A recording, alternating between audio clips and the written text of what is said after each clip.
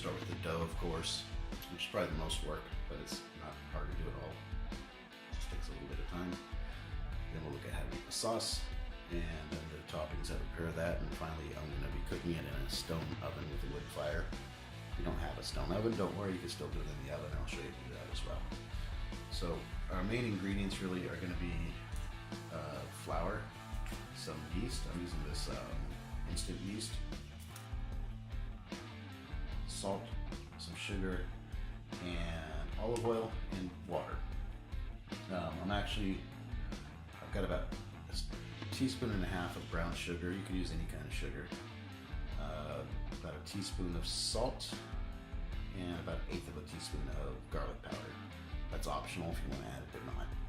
I'm also going to be adding some frozen mix of herbs in there too. I like to kind of spice up the dough a bit.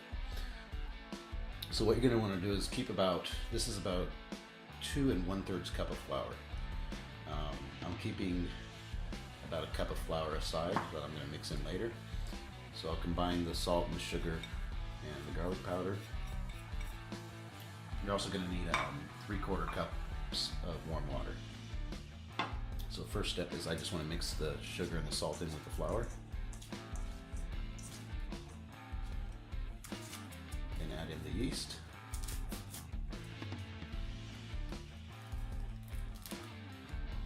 One whole packet. Optional, but I'm going to add in some olive oil, about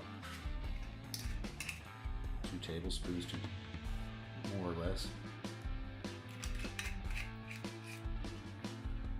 Now, get a wooden spoon, it's easiest at first.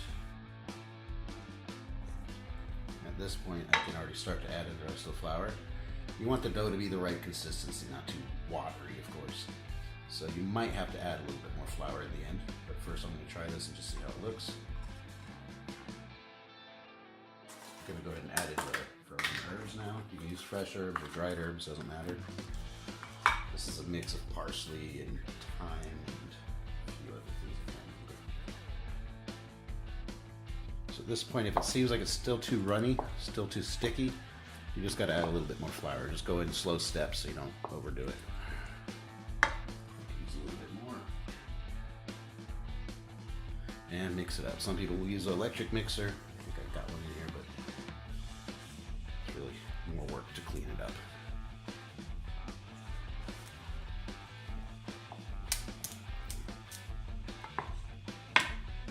And the next step is we really want to get the dough kneaded. So it's easiest just use your hands. This is really sticky, so I'm going to try to mix it a little bit better.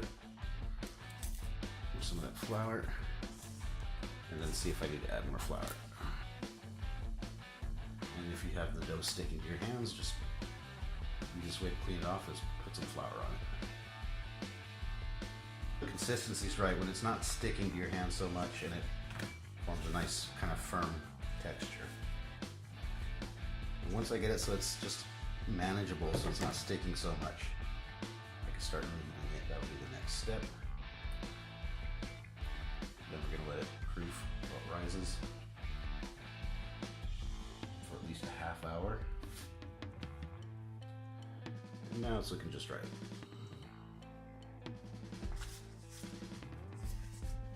So the next step is to kind of smash this up a bit, get it kneaded. So to do that,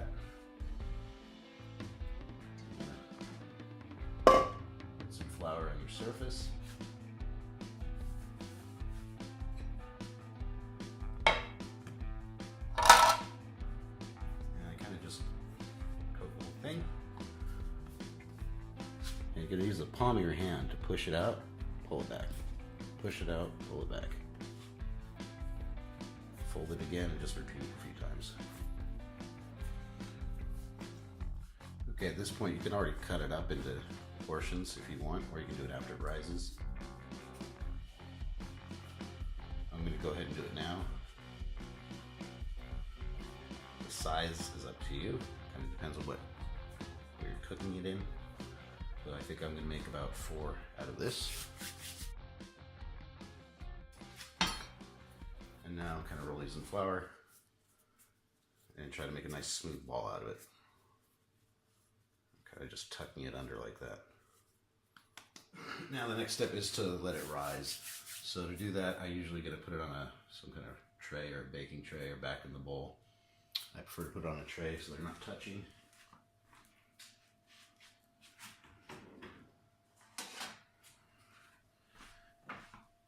And what you can do is either put some flour at the bottom of the tray, some semolina, or even just some breadcrumbs works fine.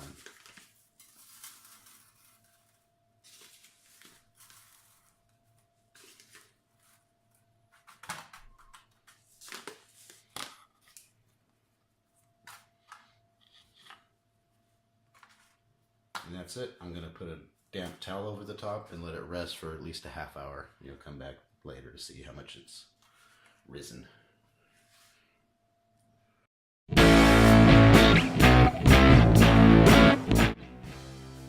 Alright, the next step is to show how to make the sauce. I didn't hit record while I was going through it, so I missed all the steps, but it's really, really simple. So I'll just walk you through it real fast. I'm going to need a can of tomatoes, whether it's tomato sauce or these stewed tomatoes, doesn't matter. Olive oil, salt and pepper, some garlic, and a little bit of sugar, some oregano, and I like to throw in some crushed red pepper if you don't have it. And some chopped up basil. So what I did is I put olive oil in the pan, in the pot, chopped up onion, about half of a medium onion, chopped up fine. Throw that in first, let it kind of caramelize a bit, then chopped up garlic. I used about 3 cloves. And this is garlic I smoked, so it's going to have a nice smoky flavor. I'll show another video how to do that. Normal garlic will work. After the onion's in there for a couple minutes, then I put the garlic in, just enough to start getting a golden brown color, no longer. That's when I'm going to go ahead and throw in the salt and pepper, a little bit of sugar, so about a teaspoon of each.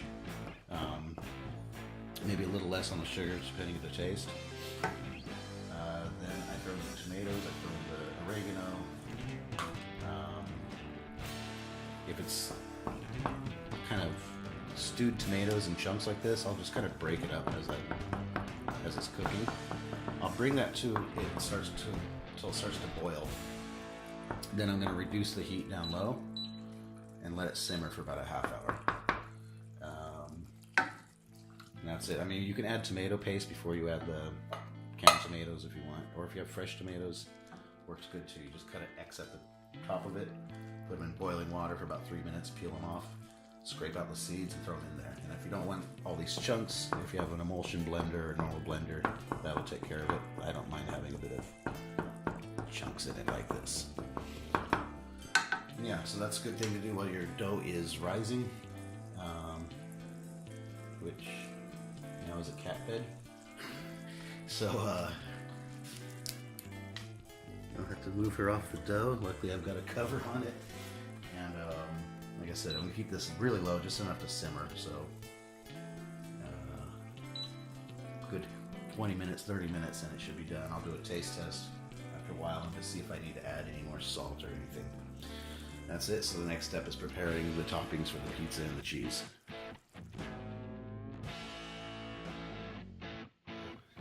Pizza cheese. You can use pre-mixed pizza cheese, mozzarella, whatever. I tend to like to use a mix of cheeses. So I've got some, which I think has I don't know what the fuck it's called in English. It's a good cheese for like melting in ovens and stuff. Similar to mozzarella. So I got half a bag I'm going to throw in here. And then I just, I smoked some middle-aged Gouda. So I shredded some of that up to blend with it. Probably about almost half and half of each. And a lot of times when I'm making pizza, it's a good time to kind of use up stuff I have in the fridge that has to be used. So a lot of times I'll mix up cheeses like this. I had some string cheese, some mozzarella, so I just chopped those up to add to it. And really, you just think of what you're making with your toppings, what kind of cheese is going to go good with it. I've even used cheddar before. That's usually if I'm going to put like jalapeno or something on the pizza, making something kind of less traditional. Emmentaler works good. Even stronger cheeses like gorgonzola or goat cheese. So yeah, just mix that up, and there's my pizza cheese. Next step is just to start preparing the toppings. And the sauce is still simmering, just about done. And then we put the pieces together and start up the wood oven. Okay, so the dough's been rising for about a half hour. Meanwhile, I got the sauce cooked down, and as the sauce is cooking and stuff, that's where I start to prepare all the toppings. I'm not going to show you all the possibilities of what you put on a pizza. I think everyone knows what they like on their pizza. Mix the cheese. I actually threw in a bit of grated Parmesan in there too. What I got prepared, I kind of just went through the fridge to clean out, and chopped up some mushrooms, some red bell pepper, some ham, some smoked ham, and also some salami. Okay, in America you call them pepperoni. If you order a pepperoni pizza in Italy, it'll literally be these green peppers on it. You won't see, they call it the salami, not pepperoni. Pepperoni literally means big pepper in Italian. So I remember when I was a kid, we were going to Italy ordering a pizza. I ordered a pepperoni pizza, and I was like, what the fuck is this thing? There's vegetables on it. I wouldn't eat it. I was very picky when I was younger. Some other things are olives, black or green, depending on what you're mixing it with. If I'm using anchovies or any seafood, I like to put some capers on it, even with tuna. A lot of people fucking go crazy over this. They get really aggressive about it if you mention it, but you can put pineapple with some ham and some black olives goes really good. And these are what I was talking about, pepperoni. These are really spicy ones I like a lot. So there's enough dough for 4 good-sized pizzas. So usually as I'm making it, I just kind of decide what I want to throw on each one and change them up a bit. Some people like a shitload of toppings on it. Also try very minimalistic, you know, even really simple, just like 2 ingredients. And you'll be amazed how that can come out. If you look at a lot of Italian cooking, it's very simple and very basic, but they just use, the biggest secret is use really good ingredients, which can be difficult depending on where you live. For example, in Germany, I do not find tomatoes that taste anything even similar to what a tomato will taste like in Italy. But in that case, if you have good tomatoes, even just a simple margherita pizza can be excellent when you think it's kind of sounds like the most boring pizza in the world. So, I get as much as I can prepared in advance, so it's really easy to just start together. Now it's time to go start that wood oven and get it hot. I'm going to be cooking in cast iron, one of my favorite ways to do this. And once I get the oven to the temperature I like, I'll show you how I assemble a pizza and how I'm going to cook it.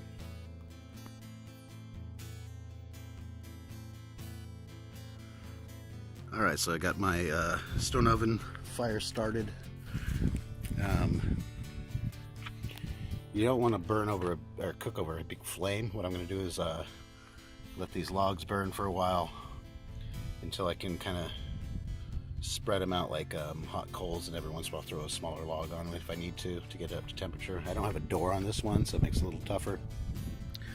Also, I'm going to be cooking in cast iron, and a really important step is to preheat your pans before you put the pizza in it. So what I do is I take just to keep the seasoning good on the cast iron, I just take a paper towel, dip it in some vegetable oil, canola oil, whatever, and give them a light coat. You don't want to put a lot on. If you put too much on, it's going to beat up and make it bumpy. So if you actually put too much on, just heat up your pan upside down like this, and it'll drip off. So yeah, I'm going to let this burn for a while till I can spread out some coals from the wood. And yeah, you don't want to put the pizza in the pan cold. So I'm going to put these back here to preheat. Doesn't have to be right over the fire. It's going to absorb the heat and keep it for a long time. And then we're going to come back and throw the pizzas in. If you're doing this in a traditional oven, 200 degrees Celsius, it's like 400 Fahrenheit, for about 10 to 15 minutes. Depends on how thin you make the dough, how much crap you put on the pizza, and how you like the crust. If you like it crispier, you can turn that heat up to like 210, 220, 410, 420, somewhere around there. You just got to keep an eye on it. I can't say it's 10 minutes or whatever. It depends on the size of the pizza and your oven. One thing to do though is while it's cooking every like 5 minutes or so, once you see it starting to like cook, you'll notice it usually cooks more on one side. So you want to take the pan and rotate it. Most ovens don't have the same cooking temperature throughout the whole oven, especially when you're using a fire like this. So you kind of keep turning it so it doesn't burn on one side and it's uncooked on the other. So that's it. Now we're just wait for this fire to get going really well, and we'll come back and throw the pizzas in. Okay, so the fire is going, it's ready, and it's time to make the pizza out. So I'll take the dough, bit of flour on the working surface, and we're gonna make we're gonna make a thin style crust. Start stretching it out. If you get a hole in it, it's easier to start instead of pushing it together, just take a piece from the edge and patch it up.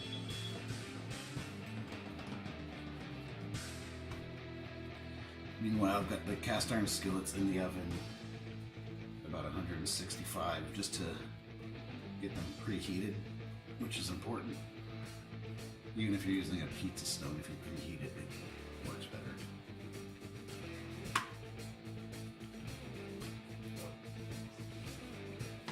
Now with the preheated skillet, I'm gonna just take some paper towel.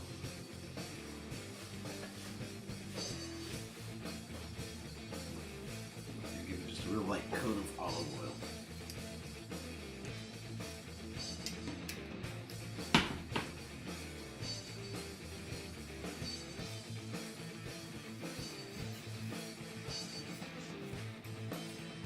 Basically what you put on there, you're trying to take as much as you can back off of the paper towel.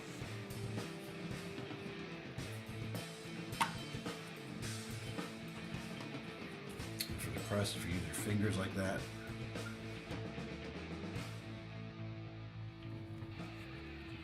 alright, so I'm going for a really thin crust pizza on this one. The next one we'll do a kind of deep dish style. Alright, so first is the sauce. For a thin crust pizza, you don't need much at all, just to kind of, you're not going to smother the thing, you're just kind of starting in the middle and spreading it out. So it's kind of just painted with tomato. And some of the cheese.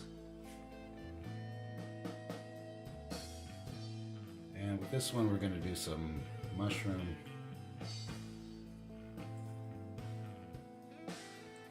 Some red bell pepper,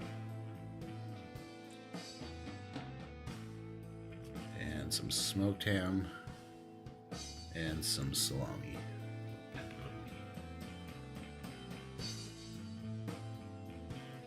And finally, some black olives. And that's it. Next we'll start on the deep dish. Now we're going to do a deep dish style pizza. So same thing, I'm just going to coat the pan with this reheated with olive oil. And for this I needed more dough, so I'm using 2 of the portions I cut up into 4s. Twice as much the amount of the last one.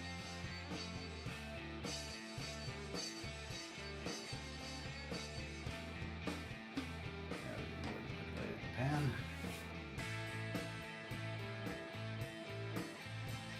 Alright, now I'm actually gonna do a little bit of olive oil. Brush the olive oil on, especially on the crust.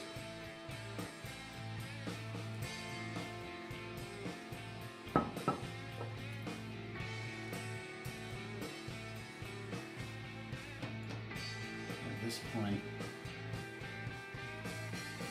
I like to add some seasoning to it. So I give a bit of oregano, just sprinkle a bit on, some garlic powder, salt and pepper. Okay, so with a deep dish pizza like this, you want to first pre-cook the bottom layer. So this is going to go in the oven. With a wood oven, it's a little harder to tell. If it's stove 200 degrees for maybe about 5 minutes or so, just to pre-cook the bottom layer. So this is going to go on the fire now, and so is this one. And then we'll come back to this once it's pre-cooked and finish it.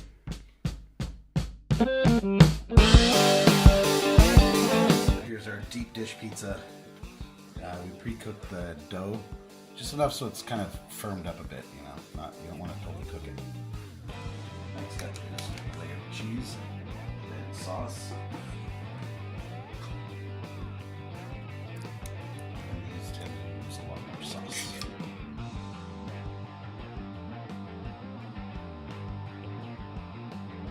So now we're going to add some ham to it. And this is where a bit of smoked ham too. And this is where a lot of people are going to flip out or hit the dislike button. We're going to put some pineapple in there too. After all, this is Americanized pizza.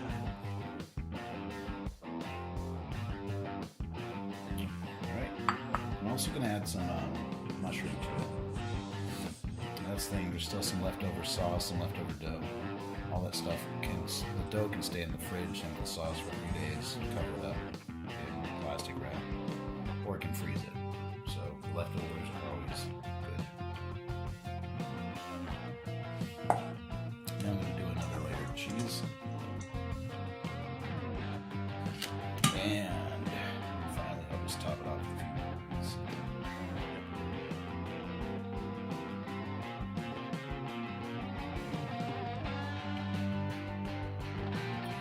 There it is, ready to go in the oven.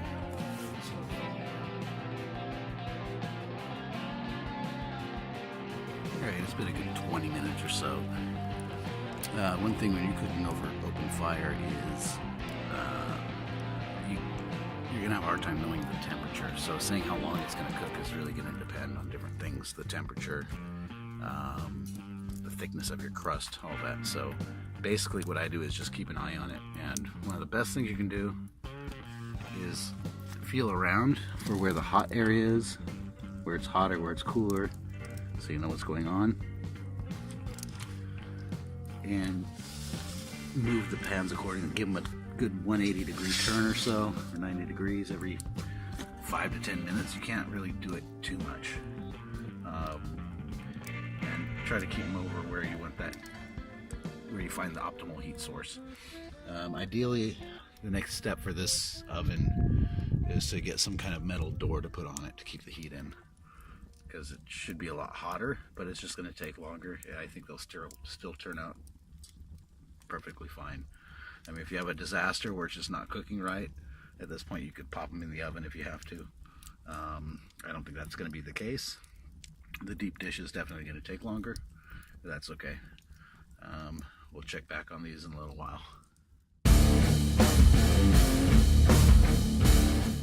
Alright, so the first pizza, the traditional thin crust pizza, is ready. So take that. You know it's ready, especially with the cast iron grill. It's not going to stick, and it's stiff and crispy like it should be. And I mean, if you put a lot of cheese and sauce, you want to let it rest a while before you cut it. This one is not necessary. See, it's very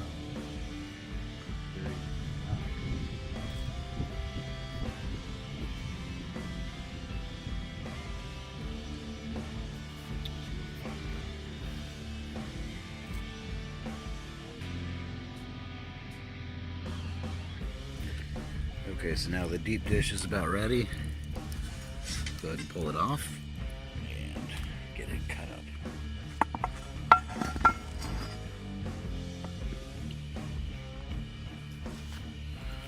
Take a look at the underside. A little dark on one edge, but